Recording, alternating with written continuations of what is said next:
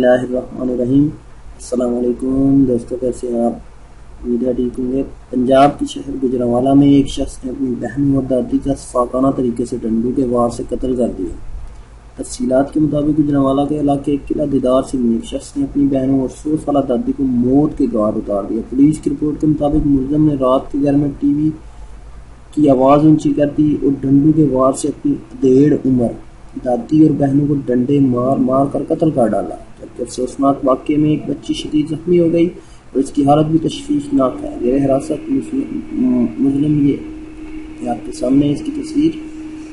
मुलजिम ने मौके से इख्तियार किया कि उसकी बहनें और दादी नागन बन चुकी थी और मैंने इन्हें कहा था कि मुझे बादशाह जलालुद्दीन अकबर मानो, लेकिन वो इससे इनकार करती थी। वो नमाज पढ़ती थी जिसकी वजह से मुझ पर एक खास शैतानी अमल की वजह से मुझ पर दबाव बढ़ने लगता था। उसने ये बताया कि शाही किले का अंग्रेजी हरफ लिखा हुआ है वो है एस, वो मैं हूँ। मीडिया ने इससे बादशाह अकबर के मामले की तफसीलात जानना चाहिए तो उसने कहा कि मुझ पर एक खास शैतानी अमल किया गया है, जब तक वो ख़त्म नहीं हो जाता मुझे कुछ राज रखना है, मैं ज़्यादा नहीं बता सकता। मुलजिम ने यह भी दावा किया कि मुलजिम बादशाह जलालुद्दीन अकबर की रूह है।